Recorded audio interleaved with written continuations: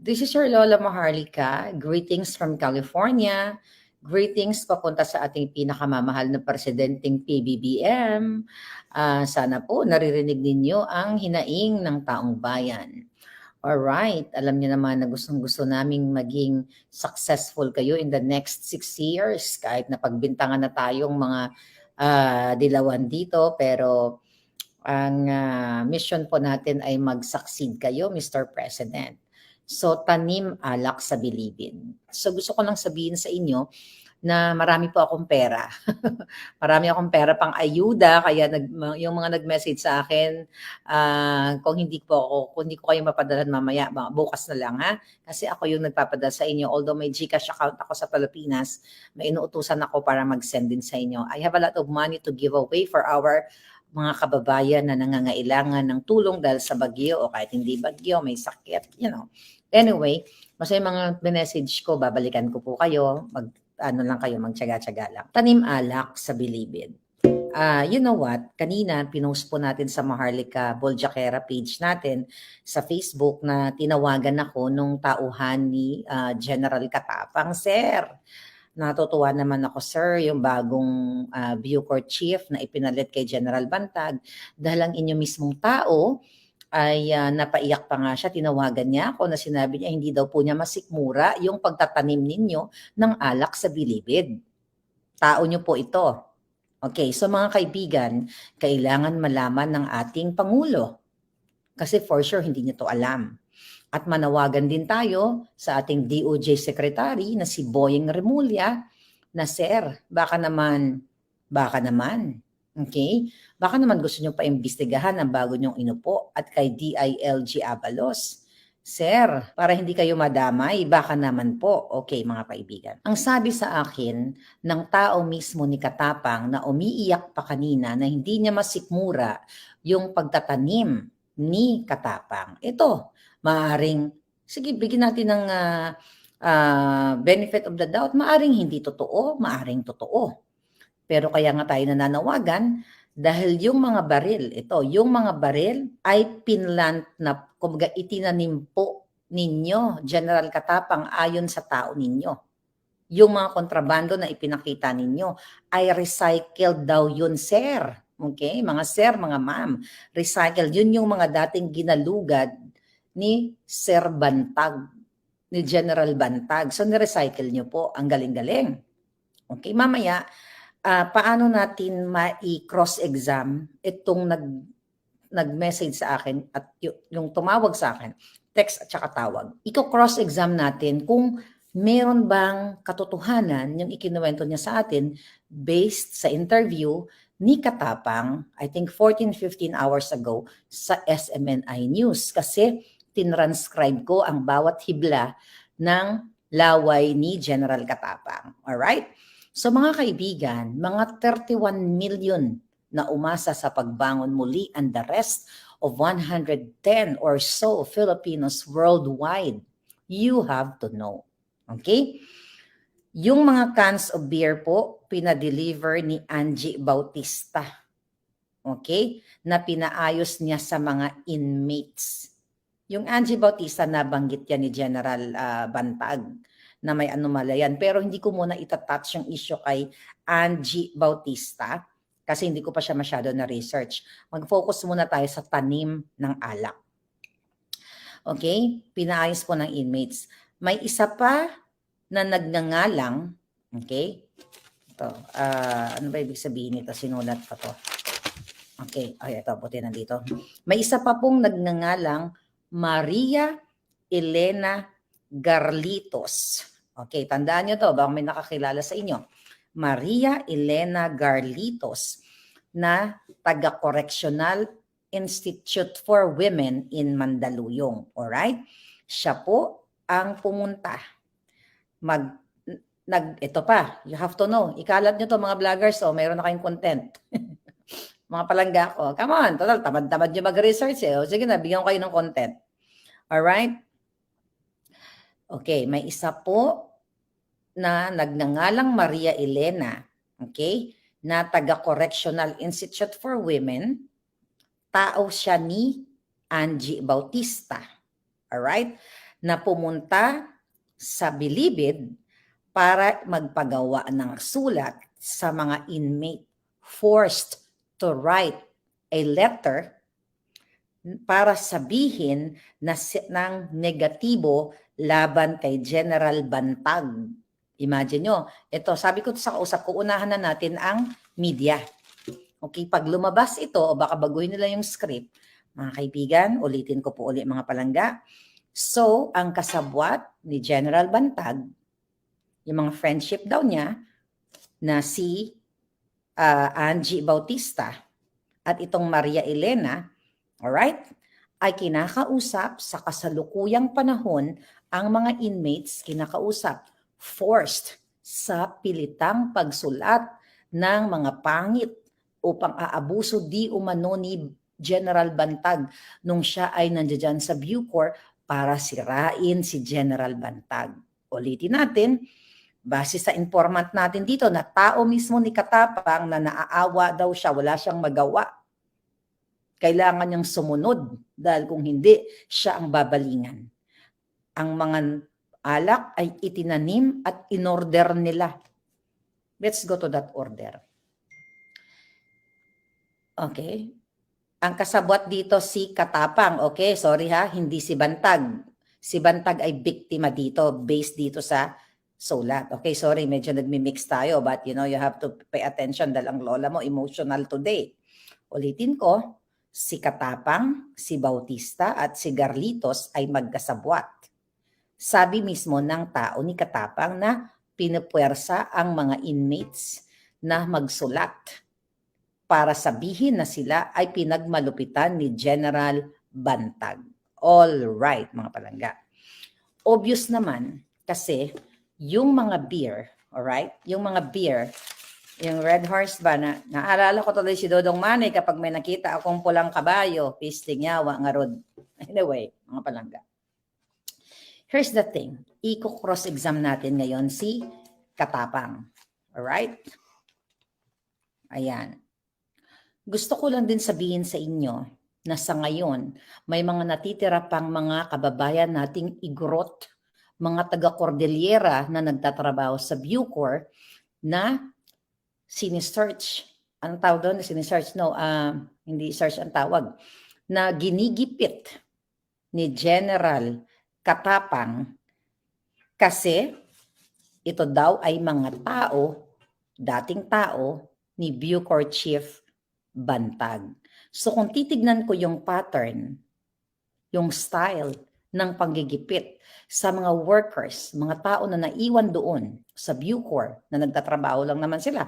It just so happened, syempre, na na-elect, na hire sila during General Bantag. So natural, yung iba sa kanila taga-Cordillera, di ba? So yung mga taga-Cordillera daw po ay ginigipit ngayon. At parang ano tawag dito, ginigipit is the word nitong bagong chief na to na si Katapang. Ngayon mga palangga, tama ba ito? Ito po ay may pattern ng panggigipit, even yung mga kaibigan natin sa Malacanang.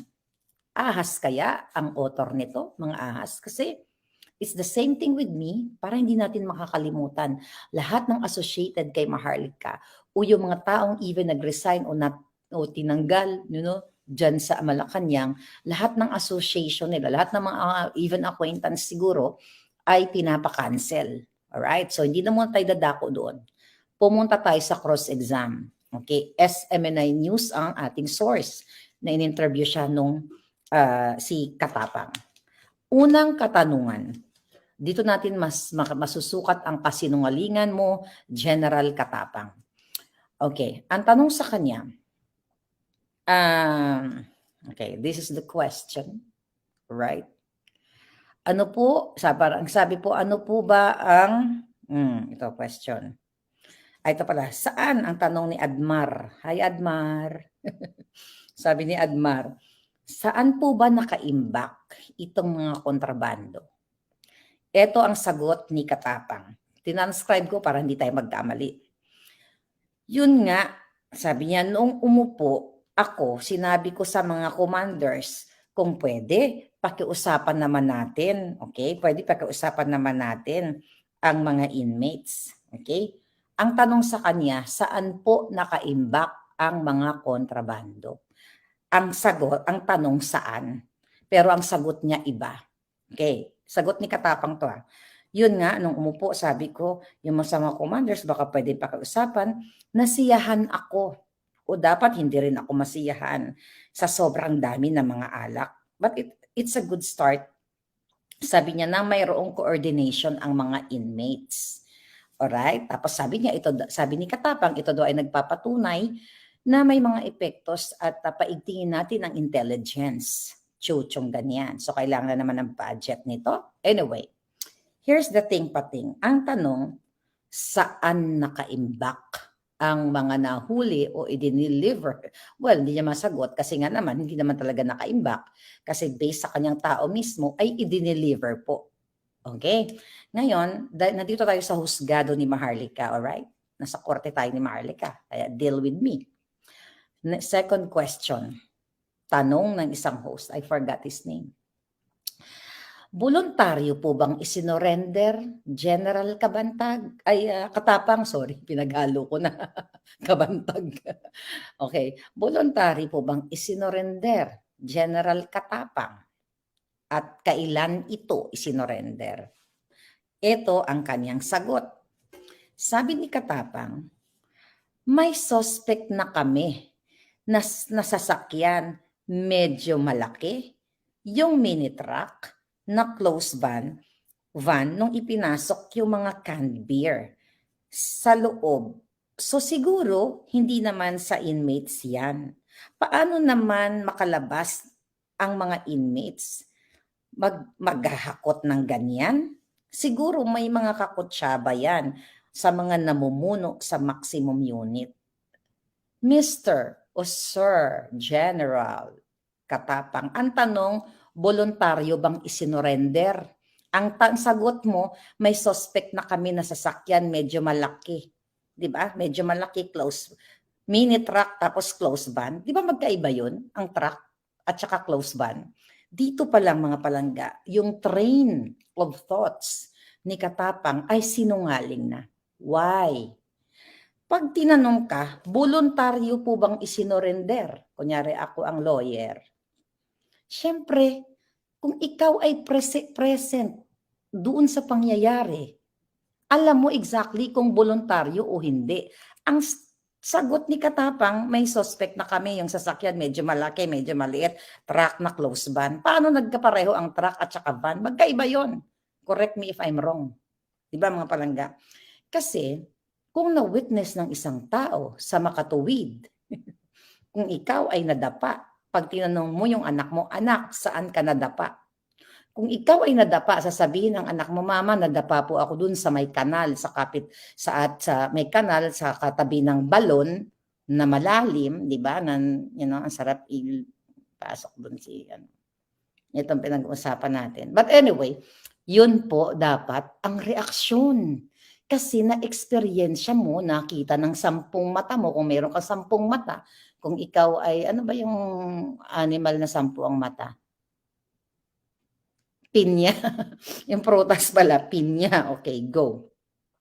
Sir, ang dali ng sagot ng tanong sa'yo, voluntary po bang isinorender? Ang sagot mo mali. Meron na kayong suspect. Ang tinatanong po, kung paano isinorender, hindi po itinatanong sa inyo kung paano ipinasok ang mga epektos. Kasi ang sagot mo dito, ayun, meron na kaming suspect dyan, malaki, yung mini truck, close van, ipinasok ang mga canbeer. Ang tanong kung paano isinorender, hindi paano ipinasok. Kaya kung ako ang judge doon, guilty na kaagad kayo. Alright? Pangalawang katanungan, mga hitad. Kailangan buksan ang isipan ng ating mga kababayan ng inupo. Baka hindi alam ng ating pinakamamahal na Pangulo, ito ay crony, ito ay tao ni Noynoy. Wala naman tayong problema kung ito ay dilawan, kung walang bahid. Pero dito pa lang, mga Ilonggo, hindi na nagsilinanto ang kanya mga sagot. Kumbaga yung mga sagot niya nagsusuntukan. Okay, inulit-ulit ang tanong. Paano po ito isinorender sa inyo? O, di ba? Yung unang tanong, voluntaryo bang isinorender dahil hindi na-satisfy yung host, yung mga anchors ng SMNI, inulit-ulit. Paano ito sinorender sa inyo? Ang sagot ni Katapang, ito, mawiwindang kayo. Yung sa palagay ko, mas malalim na investigasyon yan kung saan nailagay yan. Hindi pa naman ako pwede magtukoy ng mga tao, pero ongoing po. Siguro next week po kung kanino nanggaling ito ang mga red horse na ito. Ang tanong, paano ito sinorender? 'Di ba? Kung ikaw ay nandoon, paano ano yung moment na yun, nung oras na yun, paano isinurrender? Sila ba ay naglalakad, gumagapang ba sila mula sa kanilang mga selda at bit itong mga alak na ito, itong mga kontrabando na ito? Paano? Paggapang, patalon, tumatumbling? Yun yung tanong, General Katapang. Huwag malulukuhin yung tao. My God! Napakatalino ng Pilipino para i-underestimate nyo ang aming intelligence, darling. Okay? Paano ito sinorender sa inyo? Ang sagot mo, yung sa palagay ko, mas malalim na investigasyon. What the heck? Oh, sabi niya, siguro next week po, kung kanino nanggaling itong mga red horse na ito. Kung kanino nanggaling ang mga red horse na ito. Hindi mo ba matukoy kung sino ang inmate Juan de la Cruz, Petra, Pedro? Kung talagang naganap ang pag-surrender, kaso nga, based sa ang inyong tao na informant na tumawag sa akin at nag-text, ito ay tinanim. So definitely, hindi mo nga naman masasagot kasi kung walang nangyari. Sabi pa niya, kasi po, binibenta yan eh. Sabi ko nga, pag isang red horse na ganyan, malalasing ka na kasi nga, napakamahal eh. Malalasing ka sa presyo. Anong katsipan yan? Ang tanong sa'yo, sir, paano ito sinorender? Hindi ka tinatanong kung malalasing ba ang iinom nito sa sa presyo. Ano ba ito? Alam mo na nakakatawa kayo. Pero talagang, alright. Pangalawang tanong. Ay, pangatlo na to. Ito makulit din tong host. Magaling din tong mga host ng SMNI. Sinorender po ba or nakumpiska ninyo ang mga droga? Una, di ba, alak. Tapos tinanong, sinorender po ba o kinumpiska? Okay. Here, sabi ni Katapang, yan po, kinumpiska na yan kasi. Sabi ko, huwag nyo akong hintayin na ako ang papasok dyan. Kayo ang mananagot dahil nasa responsibilidad nyo yan na hindi dapat i-allow yan. Okay, puputulin ko dito. Ang tanong, susurrender po ba o nakumpiska? Ang tanong niya, yan po ay kinumpiska na yan kasi sabi ko, huwag nyo akong hintayin na ako ang papasok dyan. Pag sinabi mong nakumpiska, ibig sabihin, pinasok nyo. Tama, Judge? Attorney, nandiyan ka ba? Pag sinabi mong ang tawag dito, kinumpiska, ibig sabihin, okay, ibig sabihin palangga, sabi niya, yan po ay kinumpiska. So, ibig sabihin, pinasok nyo nga. Hindi voluntaryo. Suntukan na naman ang mga sagot ni Sir. Alright. Kinumpisa yan kasi sabi ko, wag yun na akong intayin na ako ang papasok. Diyan kayo mananagot dahil nasa responsibilidad nyo yan na hindi dapat i-allow yan. So, mukhang maganda naman ang pasok na mga bagong commander. Oh, pinuri niya yung mga bagong commander, bagong talaga. Sabi niya, napakiusapan din sila na ilabas na ang mga drugs pati mga cellphone. So ibig sabihin, hindi nyo kinumpiska. Kung pinag-uusapan nyo, voluntary yun. Di ba? Kasi once kinumpiska mo, kubol to kubol yan, mga palangga. At saka obviously, the way na magsalta po kayo, alam niyo yung, sabi ko nga kanina, yung train of thoughts niyo, alam niyo yung, nung si General Bantag, nung in-interview siya, punong-puno siya ng emotion. Spontaneous siya. Kung ano yung tanong, yun yung sagot. Pero kayo po, iba-iba eh. Nakainom po ba kayo ng Red Horse? Tika, yung medalyon ko, para hindi ako matanggalan ng power. Powerful ang Lola today. So, okay. Next question. So, yung mga laptop, di ba meron tayong idalaw sa bilibid? O, yun yung tanong ni, ng SMNI. Di ba meron tayong idalaw sa bill? Ito po yung cross-examination ha, kasi may nagtimbre sa atin na tinanim talaga itong mga kontrabando na ito. O, tinanong siya tungkol sa mga what do you call, laptop. Sabi ni Katapang, opo, yan nga po, bawal kasi yan. Hindi po yan tinotolerate. What was the question? Okay. Yung mga laptop, di ba meron tayong idalaw sa bilibid? Kasi nung nagkaroon, para i-explain lang natin, nung nagkaroon ng pandemya po, ay inalaw na itong idalaw. So, legal yan. Legal yan na inaalaw, yung idalaw na nag-uusap sila through Facebook, FaceTime, o whatever, kung ano yung Zumba, kung ano yung way nila of talking, yung pamilya at saka mga inmates.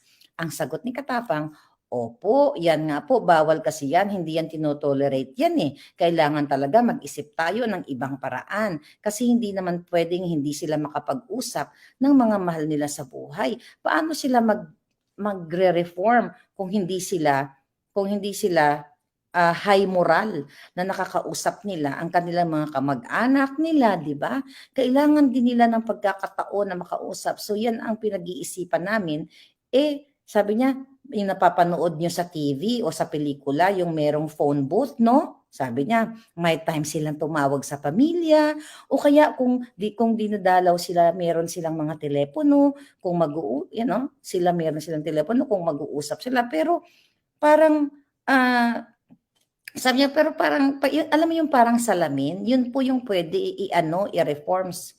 Puputulin ko dito, sir, yung sinasabi niyong telephone booth, para sa akin, hindi na po modelo yan. Hindi yan modern. Kaya nga may Skype na tayo, may Zoom tayo, may FaceTime o whatever. Tapos, pandagdag na naman sa budget. Gagawa tayo ng booth. Magko-construct tayo ng mga telephone booth, yung pampelikula katulad sa Amerika. Di ba, ang tanong lang naman sa'yo, yung laptop, yan dami mong sinasabi. Di ba mas easy yun? Wi-Fi lang ang katapat at internet. Yeah, pareho lang yun. Wi-Fi at saka computer. So dito kasi, yung tanong, sir, hindi mo nasasagot. Sabi pa ni Katapang, kasi sabi nga ng isang senador natin, yung init ng katawan, hindi dapat maging init ng ulo. So they need really na magkaroon sila ng communication sa mga mahal sa buhay. Ano yon? Di ba? Ang tanong sa'yo yung laptop. Ang dami mong sinasabi. Inulit ni Admar. So, general, yung laptop po ay kanino po ba yun? Inulit ulit kasi hindi mo naintindihan. General ka pa naman. Sabi niya, pagmamay-ari po ba ng preso o pagmamay-ari ng Bucor? Yun yung tanong, sir. Kasi, based nga sa informant na tao ninyo, nagtanim po kayo. Magtanim ay di biro. Dapat pala nasa agriculture kasi farmer pala kayo. Dapat doon kayo inupo ni BBM instead na siya. Magaling kayo magtanim. Okay, ang sagot ni Katapang. Okay, sa tanong kung ang laptop ba ay sa Bucor o sa mga inmates. Sabi niya, pagmamay-ari po ng preso yan. Hindi naman po inaalaw ng Bucor sa loob. Okay? Sabi niya, pinagdududa ko dyan, baka ginagamit yan sa online gambling. Medyo foul yan. O bakit naman ka naman tumalon sa online gambling? Sabi mo, sir, pinagdududahan mo. Ba't hindi ka nag-imbestiga? Bakit hindi mo sinearch ang laptop sa history ng laptop? Diyos ko po, may budget kayo sa intelligence. Sa mga IT, high-tech tuloy sa mga IT, hindi mo tinigan yung laptop kung may history ng paglalaro sa online gambling. Sabi mo, duda ka. Diba? So, valid yun. Duda kasi ako dyan, ganito, ganyan. General po kayo, Bucor Chief, hindi naman po kayo marites. Foul talaga. Ang pinagdududahan daw niyan is foul, medyo may online gambling. Tumalon po kayo. So definitely, ang tanong sa inyo yung tungkol sa laptop. Kung ano-anong pinagnangawa ninyo, sir. Ang sagot mo, pagmamayari, hindi naman inaalaw ng Bucor yan. At saka inaalaw nga eh. Ang laptop inaalaw para sa idalaw. You decide, sweetheart. I'm just opening your neurons tonight. Morning na pala, 1:15 a.m. Next question. Ito, mawiwindang kayo mga palangga. Sabi ni Admar, dali kasing tandaan ang pangalan ni Admar. Sino yung isa? Yung kapartner ni Admar. Okay. Hi, Admar. Okay, sabi ni Admar, dati may media. Usually, meron pang video yan. Pero sabi niya, sir, di ba dati may media? Oh, sabi niya, meron pang video yan. Sabi niya, bakit po, ang tanong, bakit walang media? Okay. Sabi ni Katapang, listen to this. Meron namang video yan, pero hindi na namin kailangan ilabas yan. Wow! Basta kami, nanindigan na ito, kinuha doon sa loob. Okay, kinuha doon sa loob. Alright, stop ako dito. Sir, hindi ba dapat star na star kayo kung nabidyohan yan na talagang uplan linis, ano sabi na, uplan paglilinis o uplan galugad? Oh. 'Di ba mga palangga? So dapat 'di ba may video yan? Bakit hindi kailangan ipakita? Ebidensya yan ah. Papalakpak si BBM yan pag nakita. Sir, DILG Secretary Abalos Benhur and DOJ Secretary Boyeng Remulla, may palpak po dito sa inupo nyo. Hindi na daw kailangan ipakita yung video, hindi na daw kailangan ilabas. Hindi ba yan ang pinakamatibay na ebidensya para malaman natin kung hindi recycle yung mga inilabas niyong mga red horse? At yung, it's not recycle, yung mga pera, mga droga, at kung ano-ano. At saka, sir, ito oy, kayo dyan sa Bucor. Kay Abalos na lang, tsaka kay Boying. Sir, tignan nyo yung expiration date ng red horse. Makikita yan, doon pa lang mahuhuli yan. Kung kailan minanufacture, kung ito imbestigahan ng bonggang-bongga ng gobyerno, malalaman yan. Saan? Kasi may batching yan, mga palangga. Kailan ginawa yung mga red horse na yon? Kailan? Anong date? Baka mamaya, ginawa yan kahapon lang. Dineliver fresh from the plant. Mula sa planta. Doon pa lang mahuhuli mo na expiration na yan, palangga.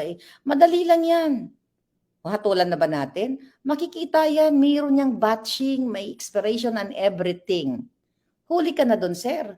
Tsaka, yun lang, meron bang mga pare-pareho, at saka unang-una, lahat ng tao, iba-iba ang taste. Like ako, I like margarita, I like vodka, I like tuba, I like syoktong. No, hindi pala syoktong, matapang yun, tuba.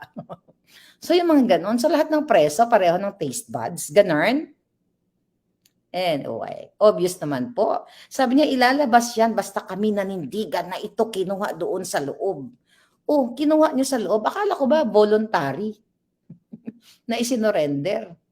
Hindi, magkaiba yung voluntary sa kinonfiscate mo. When you say voluntary, si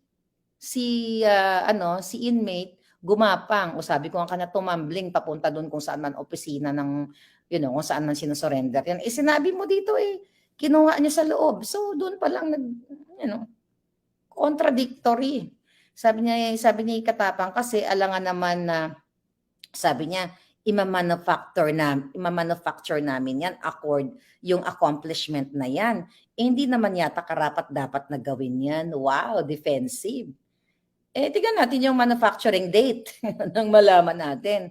Sir Boyeng Remulla, nagkita po tayo nung May 9, diyan sa celebration natin kay BBM. Sec Abalos, hindi ko pa po kayo nami-meet. Baka naman, kung gusto nyo talaga para ibangon muli ang Pilipinas at hindi kayo mapahiya sa 31,110,000 lahat na Pilipino. When I'm talking about yung 31 na bumoto, and 110 lahat na nakapopulasyon natin sa Pilipinas. Sir, imbestigahan mo manufacturing date nitong red horse na to. Tignan natin kung hindi kakalaboso to. If you're really para sa bayan. Yan ang hamon namin sa inyo. Tignan nyo kung kailan inilabas, kailan ginawa. Saan? Makikita yan palangga even kung saang planta ginawa ang alak na yan. Do you think stupid ang tao? Of course not. Another question. Naniniwala ba kayo na mayroon pang mga kontrabando sa loob? Okay, ang sagot ni Sir Katapang, naniniwala ako, hindi yan hihinto kung hindi mo ipapakita sa kanila na talagang desidido ka na bawal magpapasok dyan. Kasi yung bilibid natin, contested area yan. Pag nalingat ka at hindi ka nagbabantay maigi, magpupuslit sila. Pero kung nakita nila na bawal yan, hinuhuli yan, di pinapayagan yan, mapupuksa natin. Hindi ko naman sinabing 100%.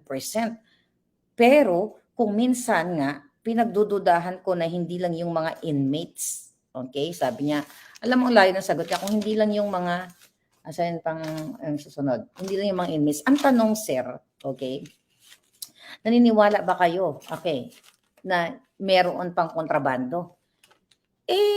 Di ba naglabas na kayo ng picture, yung mga kontrabando? Kala ko yun na yung lahat. Meron pa pala natira. Ba't yung pa inubos? Di ba? Sabi mo, hindi pa 100%.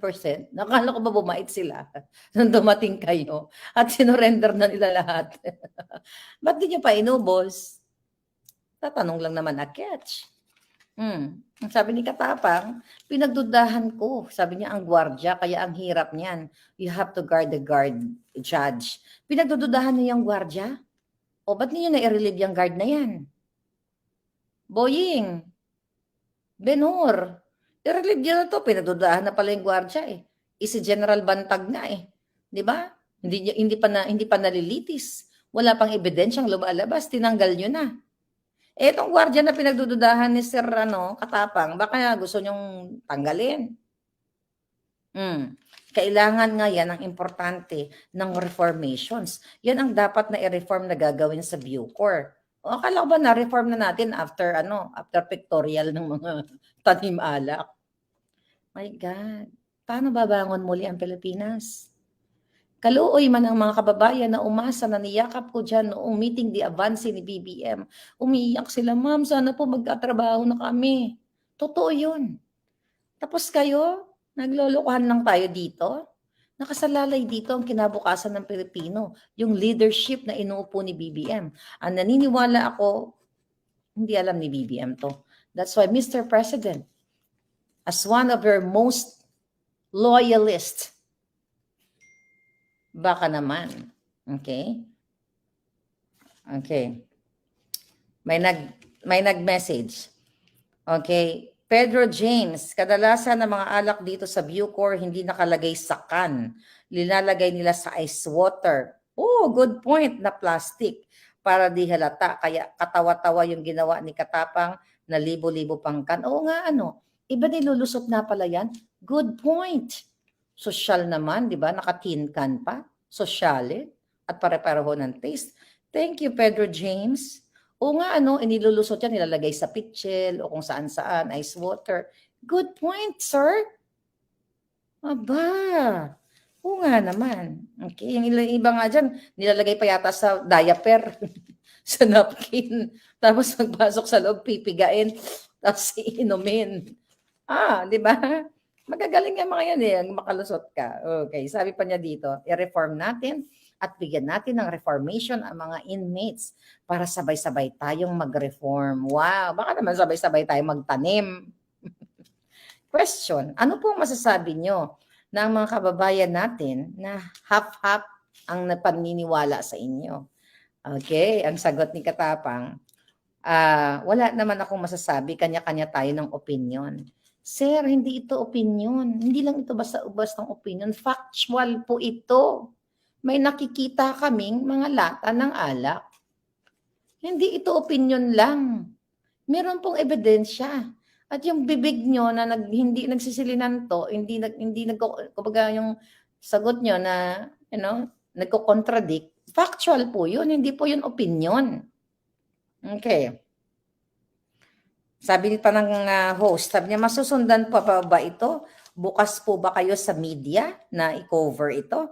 Sabi ng Katapang, for as long as I will receive an intelligence information na mayroong laman, ewan ko anong simbol niya laman niya, lamang loob.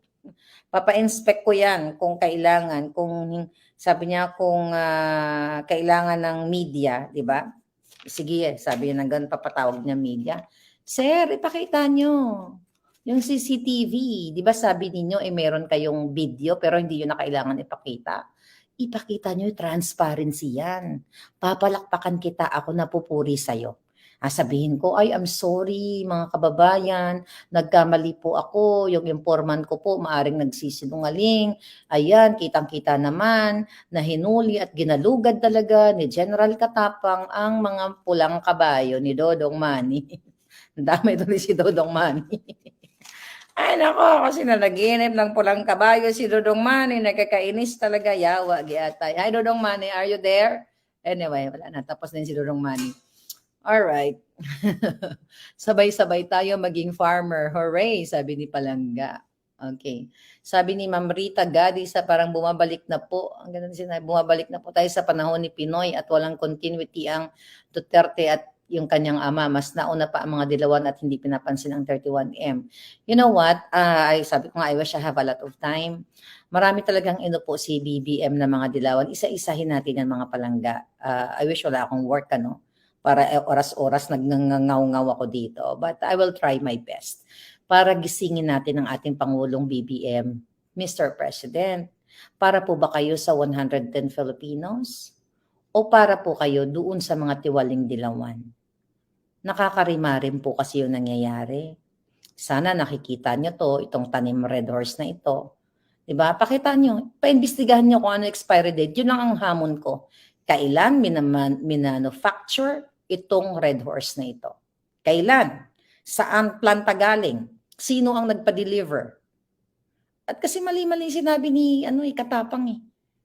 'Di ba? Galing daw ang pagpasok daw nito truck at saka minivan. Nasaan? 'Di ba dapat may CCTV 'yan? Ipakita nyo sa amin. Para hindi kayo mukhang syonga bells. Hindi naman po, anong tingin mo sa inyong sa tao? Huwag na tayo, panahon pa ni ngoy-ngoying yan. Mga palangga. Okay. Nataw tuloy ako, madam. Putya, tanggalin na yung Katapang na yan, sabi ni Zinea Arcilia. Ayan. Nakakaloka mga palangga, di ba? Hindi ko kiniri itong mga hitad na ito. Ba't ganun pa man? Okay. Tuloy-tuloy po yung ating ayudang Maharlika. Mag-message na kayo. At doon sa mga taga-Canada, Europa, UK, and America, ano pang inaantay mo? Mag-download ka na palangga ng Sendwave app. Zero fees ang pagpapadala. At hanggang November 15, pag ginamit mo ang Maharlika code, bongga, may additional $20 ka. So go na. Tumulong ka na sa iyong mga kapalangga doon. UK, Europe, Canada, America, magpadala na gamit ang Sendwave app. $20 ang additional instead of 10. Di ba? Kabog sa banga ang hitad. Alright. So, yun, sa mga nanghinang tulong sa hitad, ayan, balitangmaharlika@gmail.com. Ayan, supportan nyo yung Sendwave para magmumudmud ako ng salapi dahil galit ako sa salapi. Winawaldas ko talaga yan. Message me palangga. Ayan. So, ito, basa tayo. Ano to? Ang layo ni BBM sa tatay niya, sabi ni Kupal Howard. Ayan, basahin natin mga comment. Ayan. Pag natapos na uli, magtanim. Sabi ni Ian Carl David, pag natapos na ulit, magtanim, pamidya uli. Oo nga, madali lang yung palangga. Okay. Ito, may comment tayo. Si Pedro James na naman, mukhang galing, nasa Bucor pala sa loob si Pedro James. Di ganun ang confiscated contraband sa Bucor. Alam na alam ko yan kasi isa ako sa nakakita. Sabi niya, once na nilagay for media attention, minsan nasa pitchel plastic or ice candy water na plastic. Oo nga palangga. Thank you so much. Yeah, alam naman natin na to destroy bantag. At yung mga pinakita daw ni Katapang is yun yung mga kinumpiska ni General Bantag during his term. Sir, gusto mo pa sinungalingan yung tao mo mismo na tumawag sa akin kanina? Ganda pa naman ng boses ni Sir, husky voice, pang bedroom voice. Tumawag siya sa akin. Gusto mo pa sinungalingan, Sir? General Katapang, ipakita mo yung video na sinabi mo sa interview mo sa SMNI. Paano tayo babangon muli kung maglulukuhan lang tayo dito? Magtatanim kayo ng alak, hindi babangon muli ang Pilipinas. Si Kinji Boral, kasama niyo po kami sa katotohanan. Thank you, palangga. Okay. Thank you. Ang dami kong kasama sa laban, Nag-use na ako ng Sendwave. Di ko nakita yung code kung saan ilagay. Sabi ni Stanley, ako sa Salvador. Nakakuha ka ng $20 palangga? message mo ako sa Balitang Maharlika. Pag hindi ka nakakuha ng $20 na extra, I'll give you right away. Hindi, tatawag lang sa manager, ha? Stanley, ha? $20, sayang yun, ha? Almost 1,000 pesos yun. Anyway, si Ma'am Evangeline Camiloza, Madam, kailan kaya magkaroon ng Senweb sa Hong Kong? Oo nga palangga, wala pa. I'm working it out. There are so many BBM disgruntled supporters. After all, FPRD was right when he said that BBM is weak leader, sabi ni Evangeline Baloyot. I hope not, Mr. President. Sana nga lang madisiplina ni PBBM ang mga ahas na gustong lumingkis sa kanya. Tayo po ay hindi bulag na supporter because hindi lang tayo para kay BBM. Para po tayo sa Pilipino, para tayo sa katotohanan. Kung hindi natin susuportahan ang Pangulo para i-call out, Mr. President, yung general na inupo nila Boying at ni Ebenor, nagtanim ng alak, baka hindi niya tayo marinig. So this is good kasi nagbabasa sila ng comment. May digital warrior yan si Ahas Sana makarating kay BBM. May digital snakes. Anyway, ang hirap lumaban palangga, but ganun pa man. Okay, this is a good comment. For sure, maganda ang intention ni PBBM about unity, but siguro wag siyang maglagay ng pwesto sa dilawan, especially walang magandang track record like Katapang. Sabi ni Ruth Aquino Bellote, true, naniniwala ako na maganda ang intention ni BBM. Pero na-overpower siya ng mga ahas. So dapat kailangan niya makialam ni Manang Aimee. Manang Aimee. But anyway, you know what I mean, mga palangga. You have to mapagmatsyag. Parang mga ahas na puti dapat tayo. Hindi tayo ahas na itim. Dapat puti tayo. Mabilis ang mga kaluskus. Diba? Yung pagmamatsyag natin. Huwag tayong papayag na lamunin tayo ng mga ahas na itim.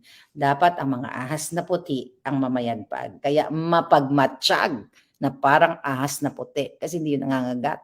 Diba? Mabait yung mga yon. Muli ito po si Maharlika, taas noo kahit kanino. Dahil hindi bayad ang prinsipyo ko. Mabuhay kayong lahat.